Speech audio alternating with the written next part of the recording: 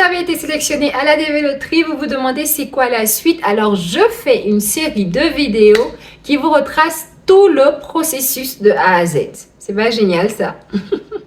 Alors, j'ai fait des vidéos qui parlaient de la sélection, de la DS 260, du remplissage de la DS 260, de la visite médicale, du rendez-vous à l'ambassade. Alors, qu'est-ce qui reste après? Après le rendez-vous à l'ambassade, normalement, vous avez votre visa par la grâce de Dieu. En tout cas, c'est ce que je vous souhaite. Qu'est-ce qui se passe après? C'est la dernière étape. Après le rendez-vous à l'ambassade, soit vous avez la décision du consul là maintenant qui vous dit ok, c'est bon, welcome to United States, ou au pire des cas, on vous dit que non, on ne peut pas vous donner le visa, ou au milieu des cas, on vous dit ok, ça me semble être bon, mais je dois vérifier tel document, donc vous allez devoir patienter. Donc on espère, on prie, et puis lorsque l'ambassade vous appelle pour que vous veniez récupérer votre passeport, alléluia, c'est bon, vous avez votre visa. Lorsque vous avez votre visa, qu'est-ce que vous devez faire? Vous prenez vos billets d'avion, dard, le plus rapidement possible. On estime que si vous avez le projet de venir aux États-Unis, vous vous êtes apprêté financièrement. En tout cas, c'est ce qu'il faut faire. Donc, dès que vous avez vos visas, vous prenez vos billets d'avion le plus tôt possible. Tant que vous n'avez pas votre passeport en main avec le visa à l'intérieur, il ne faut pas prendre de billets d'avion, s'il vous plaît. Il ne faut pas vendre votre maison, il ne faut pas quitter son emploi. Non. Il faut que vous voyiez le visa de vos yeux avant de prendre toutes ces décisions drastiques-là. Parce que tant que le visa n'a pas été collé dans votre passeport, malheureusement, beaucoup de choses peuvent se passer. Donc, on ne prend pas de décision radicale avant d'avoir vu le visa. Je l'ai dit il y a assez longtemps. Donc, lorsque vous avez votre visa, vous allez voir que c'est un visa en fait. On ne vous donne pas à ce moment-là la green card, la carte verte. C'est un visa qu'on vous donne. Donc, ce visa-là, il a une durée. Voilà. On vous dit il est valide de temps à temps.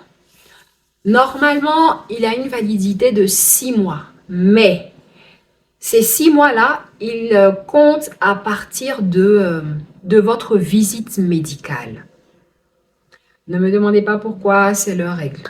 Donc, même si vous avez eu votre rendez-vous à l'ambassade, je ne sais pas moi, en août, que vous avez fait votre visite médicale en juin, par exemple, le visa que vous allez recevoir, il ne sera pas...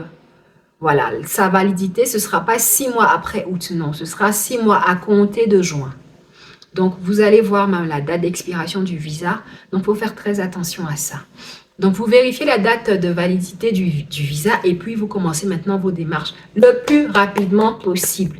Normalement, quand tu as ton visa en main là, le lendemain, tu as déjà arrangé tes bagages, tu as pris le premier avion qu'il faut, tu as contacté ton tuteur pour dire « Ok, c'est bon, c'est ok, j'arrive telle date. » En tout cas, tu cours pour prendre ton billet d'avion. Parce que mon cher, faut pas qu'on dise que « Oh, il y a un nouveau Covid, ils ont fermé les frontières. » Tu te dépêches. Tu te dépêches.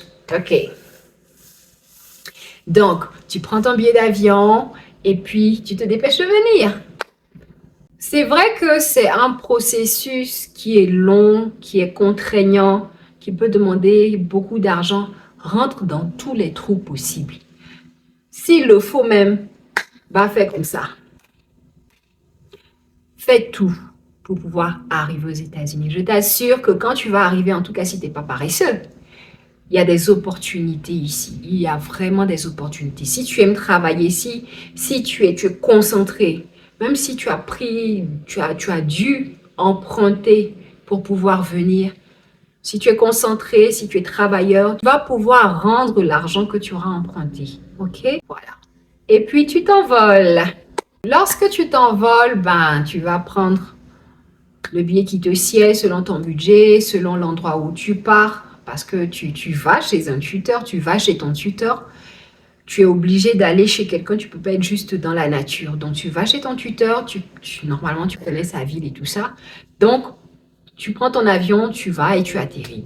Il faut atterrir dans un aéroport où il y a, comment ils appellent ça? Un port d'entrée. En tout cas, où il y a des services de l'immigration parce qu'eux aussi, ils doivent vérifier des documents. Lorsqu'on te remet ton passeport à l'ambassade, on te remet une enveloppe scellée. L'enveloppe est fermée, il ne faut surtout pas l'ouvrir. Tu ne l'ouvres pas. Cette enveloppe-là, tu la donneras à l'agent de l'immigration lorsque tu vas arriver. Donc, cette enveloppe, tu ne la mets pas dans ta valise qui va aller dans la soute. Non.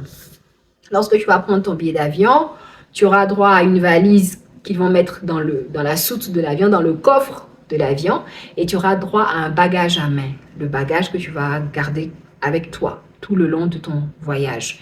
Donc, c'est là qu'il faut mettre les enveloppes. Il faut garder ça près de toi. Donc, lorsque tu vas arriver devant l'agent de l'immigration, il va te parler en anglais. Donc, s'il te plaît, il faut t'entraîner un peu à comprendre au moins ce qu'on te dit. D'accord? Il va te poser des questions. À ce moment-là, il va te demander, par exemple, si l'adresse que tu as mentionnée dans ton dossier, si elle est encore valide, l'adresse de ton tuteur. Il va te demander, est-ce que tu vas aller dans une autre adresse? C'est pour ça que je vous avais dit dans les vidéos précédentes que vous pouvez changer l'adresse du tuteur. Donc, même jusqu'à ce que tu arrives aux États-Unis, tu peux donner l'adresse de quelqu'un d'autre. Chose importante à savoir si vous voyagez en famille. Vous avez l'option d'arriver tous ensemble, c'est-à-dire la personne qui a été sélectionnée, plus son conjoint, sa conjointe et les enfants. Ou alors, c'est la personne qui a été sélectionnée qui arrive d'abord et les autres viennent ensuite. Mais dans tous les cas, il ne faut pas qu'ils arrivent après la date mentionnée sur le visa. Donc, j'espère que c'est assez clair. Ok. Pour arriver, les choses que vous devez faire, c'est, si vous ne l'avez pas encore fait, payer pour votre carte verte. Voilà. Le paiement se fait en ligne.